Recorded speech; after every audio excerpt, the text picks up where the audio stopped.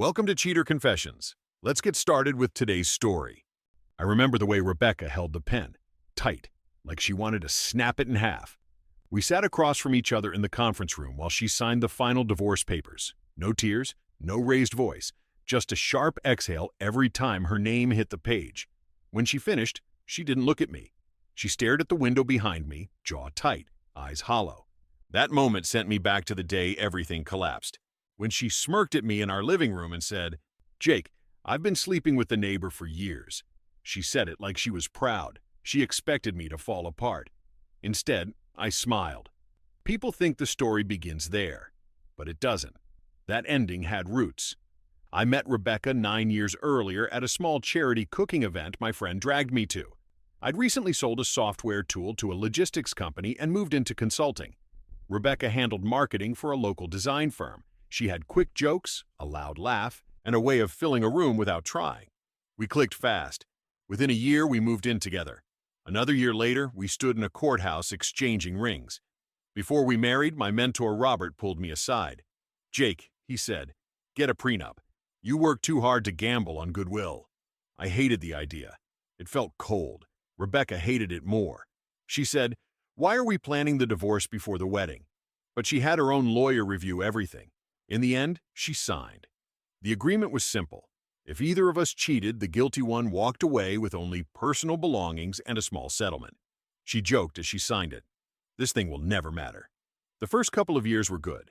We settled into a quiet rhythm. Dinners at home, slow Sundays, weekend drives just to get out of the city. It felt solid, like we were building something that would last. Looking back, I realized the story didn't break all at once. It cracked in small, quiet places long before that smirk in the living room. I just didn't see it. When Rebecca got pregnant, we thought the next chapter was finally starting. But the miscarriage hit harder than either of us admitted. She shut down for a bit. I tried to keep things steady, but some days it felt like we were walking around the house as strangers. After a few months, we agreed to stop trying for a baby and give it time. It sounded reasonable then. Now I see it was the first shift. Rebecca began chasing every new project at work, networking events, brand parties, marketing nights. She said it helped her feel like herself again. I wanted to believe that. But her schedule kept stretching later, and her makeup got heavier, her clothes more polished. She'd walk out the door at 7 p.m. saying, "It's just work, Jake. Don't wait up." Around that time, our new neighbor, Maurice, moved in next door. A fitness trainer with a polished smile and a habit of working on his motorcycle at odd hours. Rebecca introduced herself the first day he arrived. "He's starting a fitness brand," she told me one evening. "I might help him with ideas." I nodded, though something in her tone felt too enthusiastic. A few weeks later, I noticed a credit account had been opened in my name. I asked her about it. She rolled her eyes and said, "It must have been a mistake with the paperwork. I told them to fix it." She said it calmly, smoothly, like she had rehearsed it. I let it go. Small things changed after that. Rebecca's phone stayed face down. She laughed at messages she wouldn't explain. She started coming home smelling like perfume that wasn't hers. But I told myself not to overthink it. What I didn't know then was that the ground under me was already cracking. Rebecca's work nights shifted from occasional to routine. Twice a week became 3. She'd step out in heels, tight dresses, and a confident walk that didn't match the story she was selling me. "This client wants a late meeting. This brand only hosts night events." "It's networking, Jake. You wouldn't get it." Her tone changed too, lighter when she spoke to someone on her phone, sharper when she spoke to me. She wasn't cruel, just elsewhere. The distance wasn't loud, but it was steady. Maurice became a regular topic in her conversations. "Maurice has good ideas. Maurice wants to grow his business. Maurice understands how marketing works." Sometimes she'd laugh mid-text and say, "It's just work stuff." But work didn't usually send hearts. One Friday afternoon, my friend Anthony, who also handled legal work for my clients, pulled me aside after lunch. He said, "Jake, keep an eye on your accounts. If Rebecca's starting anything with her business, make sure you're not on paperwork you didn't sign." The warning felt random, but something about the look he gave me stayed in my head. A week later, I got a call from a bank. "Mr. Carter, we're confirming your application for a business line of credit tied to your home address." I froze. I didn't apply for anything. When I confronted Rebecca that evening, she sighed like I was bothering her. Jake, I was just trying to help set up a new account for a project. I didn't think it would matter. I told them to cancel it as soon as I realized. Why do you always overreact? She said it without looking up from her phone. I didn't push it. Not then. But it sat in my chest like a small weight. That night, she came home at 1:30 a.m. She smelled like expensive perfume and someone else's cologne. She kissed my cheek, quick, like she was punching a clock, then went to shower. I watched the bathroom door close and realized something simple. I didn't know my wife anymore. Something was happening right in front of me and I was acting blind. The night everything finally snapped didn't arrive by accident. I didn't stumble into the truth. I walked straight toward it because the signs were no longer subtle. They were flashing. It started with our shared cloud backups. I wasn't snooping. I opened the photo folder to find a receipt and instead found a picture I had never taken. Rebecca, in our bedroom, wearing a dress I'd never seen, holding her phone toward the mirror. Her smile had a different energy, private, sharp, lit from somewhere I wasn't invited. I scrolled. One image became two became 10. Then I reached the messages, screenshots she saved by mistake. Words from Maurice, words from her. The timestamps went back years. Dinner nights, work trips, times I thought she was grieving the miscarriage, moments I held her while she cried, all while she was with him next door. My hands didn't shake, my chest didn't tighten. I just felt quiet, very quiet. I saved everything. Then I called Anthony. He looked through the files and said one sentence that stayed with me. Jake, she's been playing both sides for a long time. Don't confront her yet. Set the ground before you move. So I did. 3 nights later, I told Rebecca I had a client emergency out of town. She barely reacted, just said, "Okay, have fun," which told me enough. I drove around for 20 minutes, parked 2 blocks away, and came back on foot. It was nearly midnight when I stepped inside. I didn't need to search the house. I heard voices, hers, soft and flirtatious, Maurice's, low and relaxed, from the living room. When I walked in, they weren't scrambling or hiding. They were sitting close on the couch, like this was their home now. Rebecca leaned back, crossed her arms, and gave me that smirk. The same one burned into my memory. "Well," she said, "guess the secret's out. I've been sleeping with the neighbor for years, Jake." She said it like she expected me to explode. Instead, I smiled. The way her face shifted, from confidence to confusion, was the first moment she understood something. I wasn't shocked. I wasn't broken. I was ready. Maurice stood up the moment I walked deeper into the room. He looked like a kid caught stealing from a store, wide eyes, stiff shoulders, ready to bolt. "Relax," I said, keeping my tone even. "You're leaving, that's all." He opened his mouth, maybe to defend himself, maybe to apologize, but Rebecca cut him off. "Sit down, Maurice," she ordered. "Jake needs to hear the truth." I shook my head. "Maurice, don't make this harder. Get out." He hesitated, waiting for Rebecca's cue, and that told me everything about their dynamic. When she didn't look at him, he grabbed his jacket and hurried out the door without another word. The moment it closed, the room went silent. Rebecca crossed her legs and stared at me like she was bracing for a fight. "So, say something. Yell. Do what men usually do in these situations." I sat on the armchair across from her. "No," I said. "Not interested." That threw her off. She tried again. "You can't just stand there acting like this isn't a big deal." "It's a big deal," I replied. "Just not to me anymore."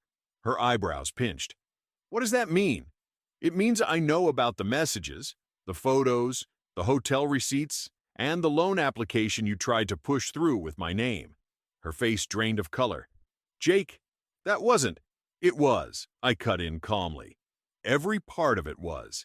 She shifted strategies. Her voice softened. "I was lonely. You were working nonstop. After the miscarriage, I didn't know how to talk to you." "You talked to Maurice just fine," I said. She swallowed hard. "It wasn't supposed to go this far. It went this far for years." The word years landed hard. She looked away, jaw trembling but still trying to hold her ground. I leaned back, steady. "You remember the agreement you signed before the wedding, right?"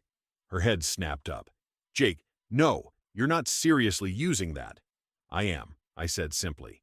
"You cheated. You lied. You forged my name. The prenup applies." She stood suddenly. "You can't do that to me. I gave you my best years." I stayed seated, steady, unmoved. "And I gave you a contract you broke." She opened her mouth, then closed it. For the first time, Rebecca looked genuinely afraid, not of me, but of consequences she never thought she'd face. Rebecca paced the room like she was trapped in a shrinking box. "You're overreacting," she said. "People work through this kind of thing. We can fix it." I watched her, calm as a held breath. "No," I said. "We can't." She stopped pacing. "So, that's it? Years together and you're throwing me away over one mistake?" "One mistake?" I raised an eyebrow. "Rebecca, you were with him for years. You opened accounts in my name. You used our address for a loan I never approved. This isn't one mistake. It's a pattern." Her eyes flashed. "Fine. So, what do you want? Money? An apology? What?" "A clean divorce?" I said. "Under the terms you agreed to." She froze. "Jake, please. You can't leave me with nothing." I stood and walked to the counter, picking up the folder Anthony prepared. "You'll keep your clothes, your personal items, and your car. I'll cover 1 month of rent on a new place if you leave the house in 30 days. That's fair." "That's cruel," she whispered. "No," I said. "It's the contract you signed with your own lawyer sitting next to you." She slapped the back of the couch with her palm. "I'll fight it. I'll tell everyone how cold you were, how you ignored me, how you pushed me away." I shrugged. "You can say whatever you want, but cheating and fraud don't disappear because you tell a story." Her anger cracked, replaced by panic. "Maurice will back me up. He left the minute things got uncomfortable," I said. "You really think he's going to show up in court?" She didn't answer. The next day, Anthony drafted the official divorce documents. Rebecca found a lawyer, but her confidence vanished the second her attorney saw the evidence. By the end of the week, her fight drained out of her. She signed everything. No courtroom scenes, no dramatic breakdowns, just a slow collapse into reality. The house went up for sale. Rebecca packed her things quietly. I signed the final papers with a steady hand. Rebecca had gambled on a fantasy and lost to the one thing she underestimated: my calm. She left the house on a Tuesday morning. No goodbye, no attempt to fix anything. Just a packed car, a stiff jaw, and a look that said she still didn't believe any of this was real. I watched from the driveway as she pulled away, not out of sadness, but out of confirmation. This wasn't a woman who lost a marriage. This was a woman who finally met a consequence. The fallout hit fast. 2 weeks after she moved into a small rental across town, a mutual friend told me that Maurice had cut things off. Not gently either. He told her he didn't want chaos in his life. That sentence alone told me their entire relationship was never built on anything real. Rebecca had bet her future on a man who folded the second life got complicated. Work didn't go any better for her. Her boss reduced her hours after she had a meltdown during a meeting. She tried to blame stress, but people knew something deeper was wrong. When you've spent years pretending everything is perfect, the crash is loud. One afternoon, she texted me, "Can we talk? Just 5 minutes." I stared at the message, then typed back, "There's nothing to discuss. I hope you're okay." That was it. She tried again a week later. "Please, Jake, I just want to explain." I replied, "It won't change anything." She stopped after that. Meanwhile, my life shifted in quiet, steady ways. I moved into a downtown apartment with simple furniture and no memories attached to anything. I focused on work. My clients appreciated the consistency. My partners appreciated the control. My schedule opened up, and with it came something I hadn't felt in a long time: clarity. A new consultant named Eliza joined our team. Sharp mind, steady presence, divorced a few years earlier. We kept things friendly, nothing more. But conversations with her felt natural in a way I hadn't felt in years. No pressure, no performance, no pretending. For the first time, I wasn't rebuilding. I was simply living. Rebecca was unraveling. I was moving forward, and the distance between those two paths kept growing. Almost a full year passed before I heard from Rebecca again. By then, the noise around the divorce had faded. People had chosen their sides, but most simply moved on. I had too. My work was steady, my apartment felt like home, and my routines finally felt like my own again. Even conversations with Eliza had shifted from casual to something that felt comfortable. Not romantic, not rushed, just two people speaking without pretending. Then one evening, while I was finishing a report, an email notification appeared on my screen. Subject: I'm sorry. I stared at it for a long moment before opening it. The message was short, nothing dramatic, nothing manipulative, just plain words. She admitted everything, every lie, every step of the affair, every decision she tried to justify in her head. She wrote that losing Maurice, losing the house, the stability she took for granted, had forced her into a kind of honesty she'd never faced. She mentioned therapy, rebuilding, and accepting that the life she tried to create with shortcuts was never real. She didn't ask for money. She didn't blame stress or grief or me. She ended with, "I hope your life is better now. You deserved something steadier than what I gave you." I didn't answer right away. I let the email sit for 3 days, not because of anger, because I wanted to be sure my response came from clarity, not emotion. When I finally replied, I kept it simple. "Thank you for your message. I hope you continue moving forward. Take care of yourself." That was all. Nothing more was needed. Closing my laptop afterward, I realized something important. Closure didn't come from her apology. It didn't come from the prenup or the divorce or even exposing the truth. It came from recognizing that I had survived something that should have broken me and walked out stronger. A year earlier, she stood in our living room smirking, believing she held every card because she knew a secret. She thought confessing would crush me. Instead, I smiled. And that smile was the start of getting my life back. Living well wasn't revenge. It was freedom. Thank you for watching.